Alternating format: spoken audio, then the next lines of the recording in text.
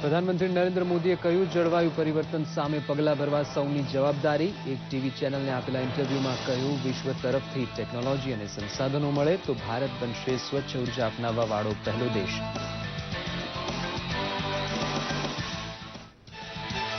આવતા વર્ષે આજી ડેમ નર્મદાના નીરથી છલકાવા સાથે લોકોને પાણીની સમસ્યામાંથી છુટકારો મળવાની આશા વ્યક્ત કરતા મુખ્યમંત્રી વિજય રૂપાણી. રાજકોટમાં ₹53 કરોડના ખર્ચે તૈયાર થનારા 2 ઓવરબ્રિજનું કર્યું ખાતમુહૂર્ત.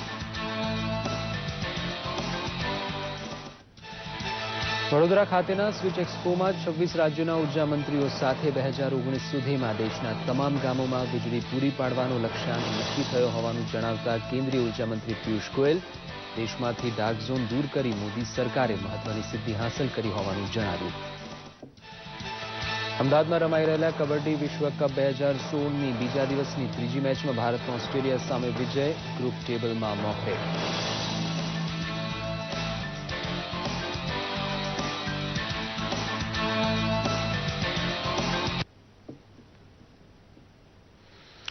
હવે જોઈએ સમાચાર વિગતવાર. ક્લાઇમેટ ચેન્જ મુદ્દે એક ચેનલને આપેલા ઇન્ટરવ્યુમાં પ્રધાનમંત્રી નરેન્દ્ર મોદીએ જણાવ્યું હતું કે ક્લાઇમેટ ચેન્જ સામે તમામે સાથે મળીને કામ કરવું પડશે. તેમણે કહ્યું કે ભારતની 100 કરોડની પ્રજાની ઉર્જા જરૂરિયાતો પૂરી કરાશે, પણ તેના માટે પ્રકૃતિનો ભોગ નહીં લેવાય. ભવ્ય ટેકનોલોજી અને સંસાધનો પૂરા પાડે તો ભારત સ્વચ્છ ઉર્જા અપનાવવાવાળો પહેલો દેશ બનશે. ઉલ્લેખનીય છે કે પેરિસ ક્લાઇમેટ કરાર અંતર્ગત ભારત 2030 સુધીમાં તેની 40% વીજળી કુદરતી સ્ત્રોતો દ્વારા ઉત્પન્ન કરવા કટિબદ્ધ છે. વિશ્વમાં કાર્બન ઉત્સર્જન કરવા દેશમાં ભારત ત્રીજા ક્રમે છે. ડોક્યુમેન્ટરી શ્રેણી યર્સ ઓફ લિવિંગ ડેન્જરસલીમાં અમેરિકન ટીવી શોના હોસ્ટ ડેવિડ લેટનમેન સાથેની વાતચીતમાં પ્રધાનમંત્રીએ જણાવ્યું કે પર્યાવરણની સુરક્ષાના સંદર્ભે આજના તમામ દેશો એકબીજા પર આધારિત છે. ભારતીય સેનાનું કહેવું છે કે કાશ્મીરના નવગાંવ વિસ્તારમાં ગુરુવારે માર્યા ગયેલા 4 આતંકીઓ પાસેથી પાકિસ્તાની બનાવટના અને પાકિસ્તાની નિશાનવાળા હેન્ડ ગ્રેનેડ મળ્યા છે. આ શસ્ત્રો આતંકવાદને પ્રોત્સાહન આપવામાં પડોશી દેશનો હાથ હોવાનો વધુ એક પુરાવો છે. સેનાના અધિકારીઓએ જણાવ્યું હતું કે આતંકવાદીઓ પાસેથી જપ્ત કરાયેલી ખાણીપીણીની ચીજો અને દવા સહિતની સામગ્રી પર પણ પાકિસ્તાની નિશાન જોગ મળ્યા છે. ઉલ્લેખનીય છે કે નવગાંવ ક્ષેત્રમાં ઘૂસણખોરી કરવા જતા આ 4 આતંકીને સેનાએ ઠાર માર્યા હતા.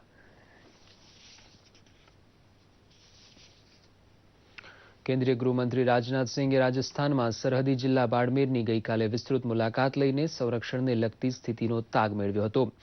સર્જિકલ સ્ટ્રાઇક બાદ ભારત પાકિસ્તાનના તંગ બનેલા સંબંધો સંદર્ભે જેસલમેર ખાતે પાકિસ્તાનની સરહદ નજીક આવેલા 4 રાજ્યોના મુખ્યમંત્રી અને ગૃહમંત્રીઓ તથા પોલીસ વડા સાથે બેઠક યોજ્યા બાદ ગઈકાલે ગૃહમંત્રીએ બાડમેરમાં સરહદ નજીક મુનાબાવની મુલાકાત લીધી હતી. કેન્દ્રીય રાજ્ય ગૃહમંત્રી કિરણ રિજિજુ તથા રાજસ્થાનના ગૃહમંત્રી ગુલાબચંદ કારિયા પણ આ પ્રવાસમાં હાજર હતા. રાજનાથસિંહે સરહદની સુરક્ષા કરી રહેલા જવાનોને મળી તેઓના જુસ્સાને બિરદાવ્યો હતો. ગૃહમંત્રીએ વર્ષ 2018 સુધીમાં ભારતની તમામ સરહદો પૂર્ણ રીતે સીલ થઈ જશે તે વાતનું પુનરોચ્ચારણ કર્યું હતું.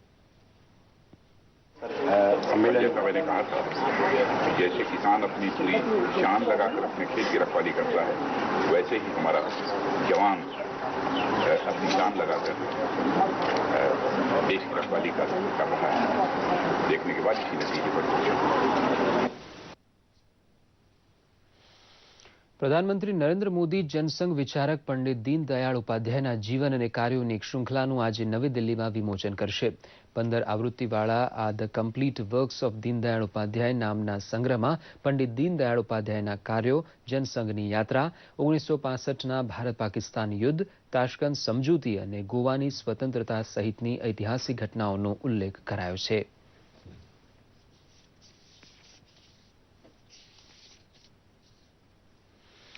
મુખ્યમંત્રી વિજય રૂપાણીએ રાજકોટમાં અંદાજે ₹53 કરોડના ખર્ચે તૈયાર થનારા 2 ઓવરબ્રિજનું ખાતમુહૂર્ત કર્યું હતું. આ સાથે તેમણે 280 જેટલા આવાસોનું લોકાર્પણ પણ કર્યું હતું. રાજકોટ સિવિલ હોસ્પિટલમાં થેલેસીમિયાની સારવાર માટે 2 અત્યાધુનિક મશીનો મૂકવાના નિર્ણયની પણ મુખ્યમંત્રીએ જાહેરાત કરી હતી. રાજકોટની મુલાકાત દરમિયાન મુખ્યમંત્રીએ જણાવ્યું હતું કે આગામી વર્ષે આજી ડેમ નર્મદાના નીરથી છલકાઈ જશે એટલે રાજકોટની પ્રજાને પાણીના મુદ્દે ભોગવવી પડતી હાલાકીમાંથી મુક્તિ મળશે. આ ઉપરાંત મુખ્યમંત્રીના હસ્તે રાજકોટને રાજ્યના પ્રથમ ખુલ્લામાં શૌચક્રિયા મુક્ત શહેર તરીકેનો એવોર્ડ પણ એનાયત થયો હતો.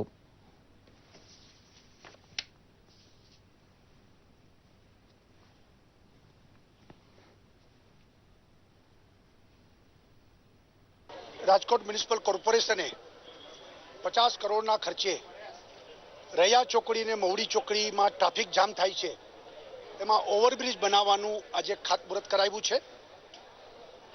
સાથે સાથે રૂડાની 2 ટાઉનશીપ એનું પણ લોકાર્પણ થયું છે અને એમના જે લોકોને ઘર મકાનો લાગ્યા છે એમને ચાવી આપવાનો પણ કાર્યક્રમ થયો છે અને રિંગ રોડ એ પણ એમને જે પૂરો કર્યો છે એને લોકાર્પણ થયું છે. આ બધા કાર્યક્રમ વિકાસના આજે અહીંથી એક મંચ ઉપરથી એ કાર્યક્રમો પૂરા કર્યા છે. મુખ્યમંત્રી વિજય રૂપાણીએ જણાવ્યું છે કે પાકિસ્તાન સરહદ નજીક આવેલા 4 રાજ્યોને ભારત સરકાર દ્વારા હાઈ એલર્ટ આપવામાં આવ્યું છે. ગઈકાલે રાજકોટની મુલાકાત દરમિયાન શ્રી રૂપાણીએ જણાવ્યું હતું કે ગુજરાતની સરહદ પર ફેન્સિંગ તથા થાંભલા નાખવાની કામગીરી ઝડપથી કરાશે. કોંગ્રેસના ઉપાધ્યક્ષ રાહુલ ગાંધીએ સર્જિકલ સ્ટ્રાઇકને સાંકળી પ્રધાનમંત્રી વિશે કરેલી ટિપ્પણીને મુખ્યમંત્રીએ વખોડી હતી. કોઈ દિવસ આ કક્ષાએ કોઈ ગયું નથી.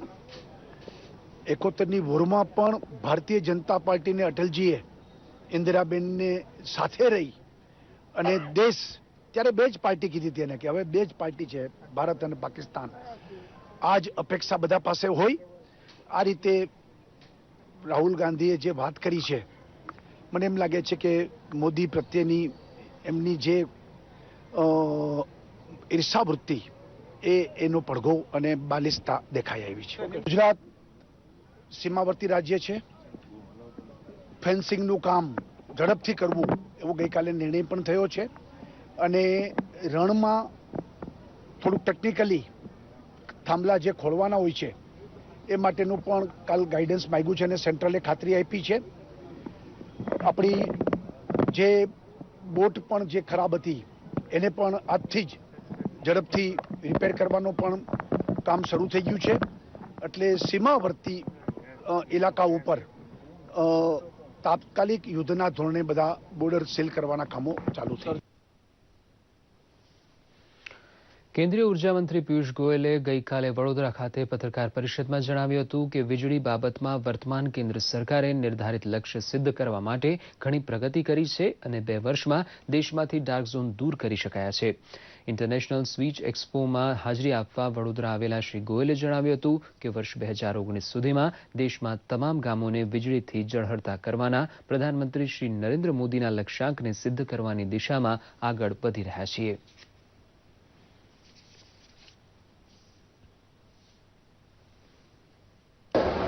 कम ब्याज पे लंबे समय के लिए 10 years, 15 years loan at a lower rate of interest. REC will finance so that states can give 100% household connectivity to everybody. And I would think this will also reduce corruption. This will make it easier to take power to every home. People don't have to now keep checking BPL data, SCC data, nothing. You go to a village, give every household electricity, like it was done in states like Gujarat or Andhra Pradesh, which are now 100% electrified. કેન્દ્રીય ઉર્જા વિભાગ તથા federation of Gujarat ઇન્ડસ્ટ્રીઝના ઉપક્રમે વડોદરામાં યોજાયેલ switch global એક્સપોમાં નવું સંશોધન કરનારા વિદ્યાર્થીઓ કે સંશોધકોએ બનાવેલી ચીજ વસ્તુઓના ખાસ ડોમે લોકોમાં ભારે આકર્ષણ જમાવ્યું છે. શહેરમાં લગાવેલા ડિસ્પ્લેમાં કે હોર્ડિંગ્સમાં મોબાઈલથી નામ બદલી શકાય, multi colour easy pay machine, દિવ્યાંગો માટે સોલર ટ્રાઇસિકલ વગેરેમાં લોકોને તથા વિદ્યાર્થીઓને ખૂબ રસ પડ્યો છે. તદુપરાંત પ્રદૂષણ મુક્ત માટીનું ફ્રીજ, કુકર, ઠંડા પાણીની બોટલ જેવી ચીજોએ લોકોનું ધ્યાન ખેંચ્યું છે.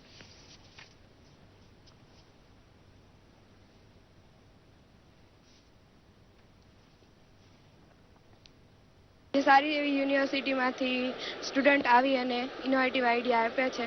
તો અમે લોકો જે એન્જિનિયરિંગ કોલેજના સ્ટુડન્ટ છીએ તો હજુ અમારે ફાઇનલ યરનો પ્રોજેક્ટ બાકી છે. તો અમે આમાંથી ઇનોવેટિવ આઈડિયા લઈને જઈશું, જેના ઉપર પ્રોસેસ કરીને આનાથી વધારે ઇમ્પ્રુવમેન્ટ આપીને કરી શકીએ અમે, અને ભારતને એક સારો એવો આઈડિયા મળે અને સારા એવા પ્રોજેક્ટ મળે. ખૂબ સરસ હતું. અહીંયા ઇલેક્ટ્રિકલનું ખૂબ જ નોલેજ મળે એમ છે. બહારથી ઘણી બધી કંપનીઝ આવી છે. 500 જેટલી જે એક્ઝિબિશનમાં આવી છે. સ્વિચ ઇન્ફોમાં બહુ જ જાણવા લાયક પ્રદર્શન છે. વડોદરામાં ખૂબ સારી રીતે પ્રદર્શન કર્યું છે સારું એવું આયોજન છે.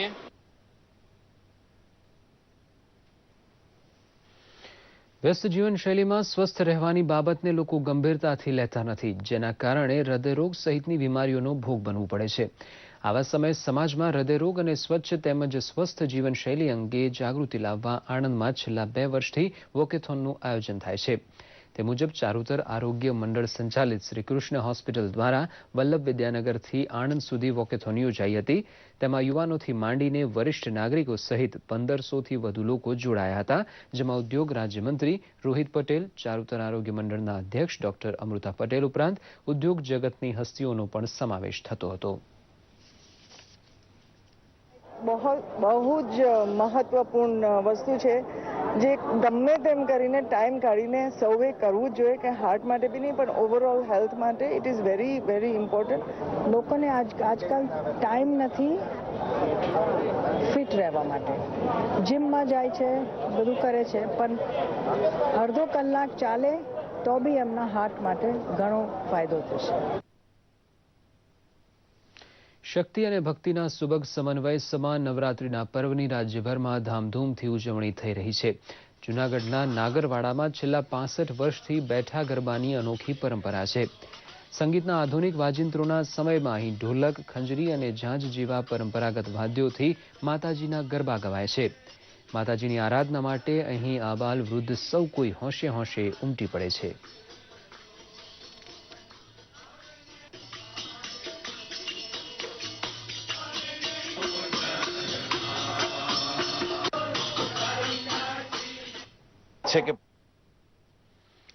શહેરોના ઝૂંપડપટ્ટી વિસ્તારોમાં રહેતા બાળકોને તેમજ ઘરડા ઘરમાં રહેતી જૈફ મહિલાઓને ઉત્સવ તહેવારો ઉજવવાની તક મળે અને તેઓ અન્ય લોકો સાથે હળી મળી શકે તેવા ઉમદા હેતુથી ગઈકાલે અમદાવાદ ખાતે ગરબાનું ખાસ આયોજન કરાયું હતું. હેતુ સેતુ સંસ્થા દ્વારા યોજાયેલા આ ગરબામાં અમદાવાદના સ્લમ વિસ્તારની મકરબા પ્રાથમિક શાળા, રામાપીરના ટેકરા અને સ્પર્શ સ્વૈચ્છિક સંસ્થા સહિત કુલ 500 જેટલા બાળકો તેમજ માતૃગૃહની 50 જેટલી વૃદ્ધ મહિલાઓ પણ જોડાઈ હતી. સામાન્ય રીતે સમાજની મુખ્ય ધારાથી અળગા રહેતા બાળકો અને વૃદ્ધોને આવી ઉજવણીનો આનંદ માણતા નિહાળવો એ પણ એક લહાવો છે. ઉલ્લેખનીય છે કે આવા અનોખા આયોજનનો મુખ્ય હેતુ ઝૂંપડપટ્ટી આશ્રમના બાળકો અને વૃદ્ધાશ્રમના વૃદ્ધોને તેમના રોજિંદા વાતાવરણમાંથી બહાર લાવી ઉજવણીની ઉર્જાસભર વાતાવરણનો અનુભવ કરાવવાનો હતો.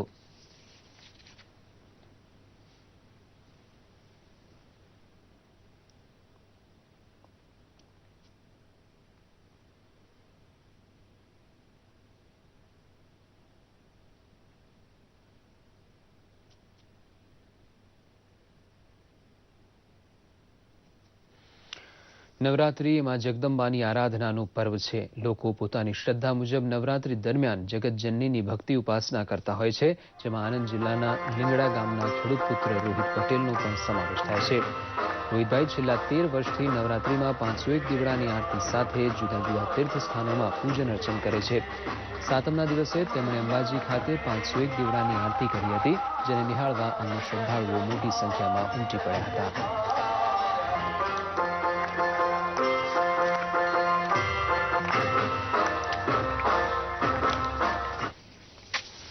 અમદાવાદ ખાતે ચાલી રહેલા કબડ્ડી વિશ્વકપમાં ભારતનો ઓસ્ટ્રેલિયા સામે 54-20ના મજબૂત માર્જિન સાથે ભવ્ય વિજય થયો હતો. આ વિજયના કારણે ભારત પોઈન્ટ ટેબલમાં ટોચના ક્રમે પહોંચી ગયું છે. દક્ષિણ કોરિયા સામે હાર્યા બાદ ઓસ્ટ્રેલિયા સામેની મેચમાં ભારત નક્કર વ્યૂહરચના સાથે મેદાનમાં ઉતર્યું હતું. મેચના પહેલા તબક્કામાં જ ભારતે માત્ર 10 મિનિટમાં ઓસ્ટ્રેલિયાને 2 વખત ઓલ આઉટ કર્યું હતું. ઓસ્ટ્રેલિયાના કેપ્ટન કેમ્બેલ બ્રાઉન અને ઓલરાઉન્ડર સ્ટીફન મિલનની કોઈ કારી ભારત સામે ફાવી નહોતી. ઉલ્લેખનીય છે કે આ જીત છતાં ભારત માટે ચઢાણ હજુ કપરા છે. ભારતે હવે બાંગ્લાદેશ અને ઈરાન જેવી મજબૂત ટીમો સામે મેદાનમાં ઉતરવાનું છે.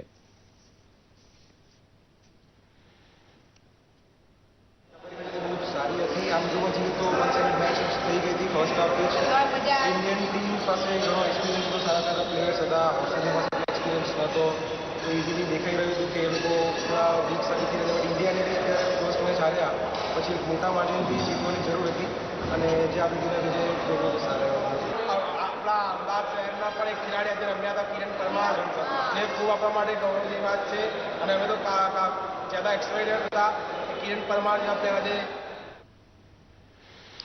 અને ક્રિકેટમાં ઇન્દોર ખાતે ભારત ન્યૂઝીલેન્ડ વચ્ચે રમાઈ રહેલી ત્રીજી અને અંતિમ ટેસ્ટ મેચના પ્રથમ દાવમાં બીજા દિવસે ભારત મજબૂત સ્થિતિ તરફ આગળ વધી રહ્યું છે.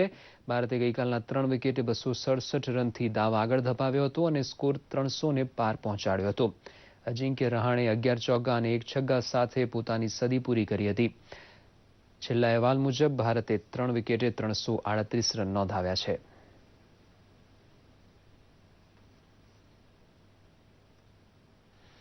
તો આ સાથે જ આ સમાચાર બુલેટિન અહીં સમાપ્ત કરીએ છીએ. નમસ્કાર.